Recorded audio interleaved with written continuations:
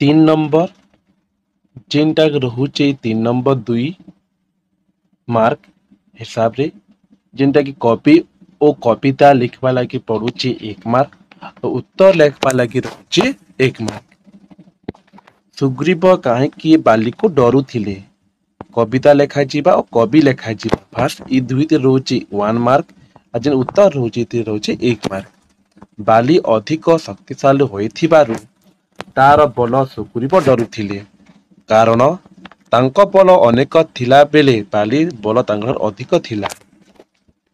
हनुमान कहीं सूर्य को धरिले जन्म समय हनुमान सूर्य को खाइबा पाई डेई करी धरी पकाई थिले। दुदुम्बी किए दुदुम्बी एक दुर्दांत असुर थिला बाली यही दुर्दांत असुर को मारी थिला। इंद्र मैनका उपरे वज्रघात करथिले कहीं मैनका पर्वतर पक्ष थिबारु से सहजरे गोटे स्थानरू अन्य स्थान को उड़ी जाउथिबारु अनेक जनपद नष्ट हेउथिला। सेथिपाई इंद्र वज्र प्रहार करी पर्वत मानकर पक्ष छेदन करथिले। दुदुम्बी अस्थि हालका हो जाइछि बोली सुग्रीव काहेकि भाबिला। रामचंद्र दुदुम्बी अस्थि को अनायासरे दूर को फिंगी देबारु सुग्रीव दुदुम्बी अस्थि हालुका हो जाइछि बोली भाबिछि।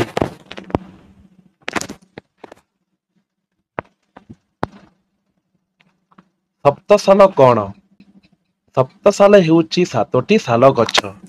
वसुधरा अनुरोध रे ब्रह्मा बालीर अधापल सप्तसाल गछरे रखिथिले। रघुवीर किए रघुवीर हेउछन्ति रघुवंशी दशरथ नंदन श्री रामचंद्र। विभा बसु वंश कहले कौन बुझ विभा बसु वंश कहले सूर्य वंश को बुझाए। श्री राम सुग्रीव किपरि मित्र हेले निजर शत्रु को विनाश करने उभयंक लक्ष्य थिबारु श्री राम और सुग्रीव अग्नि को साक्षी रखी मित्र हेले। विधि रे किए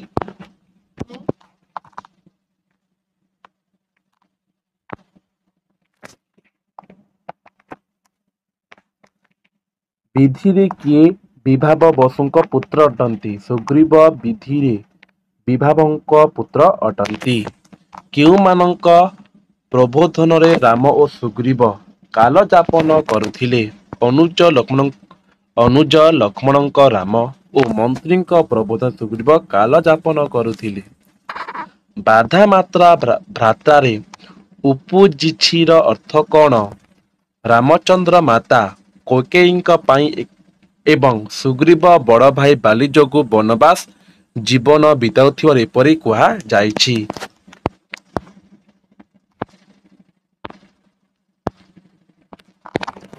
रामचंद्र धरणी रे किपरि बुलुथिले रामचंद्र धरणी रे निर्भय रे भ्रमण करिपारुथिले।